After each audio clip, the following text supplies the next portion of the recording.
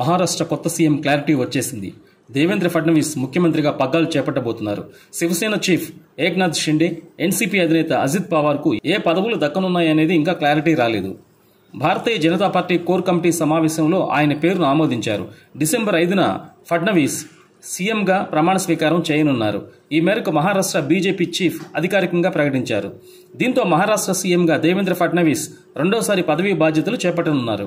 గత 11 రోజులుగా సాగుతున్న మహాయుతి హై వోల్టేజ్ డ్రామా ఎట్టకేలకు ముగిసింది.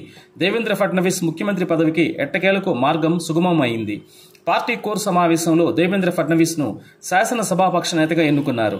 ఫడ్నవీస్ డిసెంబర్ 5న ఆజాద్ మైదాన్లో ప్రమాణ స్వీకారం చేయనున్నారు.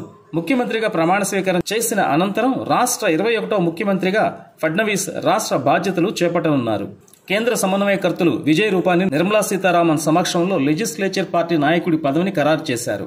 శాసనసభాపక్ష నేతగా దేవేంద్ర ఫడ్నవీస్ ఎన్నికైన తర్వాత డిసెంబర్ 5న ప్రధాని మోడీ, ఇతర నేతల సమక్షంలో కొత్త ముఖ్యమంత్రి ప్రమాణ స్వీకారం చేయనున్నారు. కొత్త ముఖ్యమంత్రితో పాటు 2 ఉప ముఖ్యమంత్రులు కూడా ప్రమాణ స్వీకారం చేయనున్నారు. ఈ కార్యక్రమానికి ప్రధాని నరేంద్ర మోడీ హాజరు కానున్నారు. కేంద్ర మంత్రులు అమిత్ షా, జేపీ నడ్డా, నితిన్ గడ్కరీ, ఉత్తరప్రదేశ్ ముఖ్యమంత్రి యోగి ఆదిత్యనాథ్ తో పాటు పలువురు ప్రముఖులు కూడా హాజరు కానున్నారు.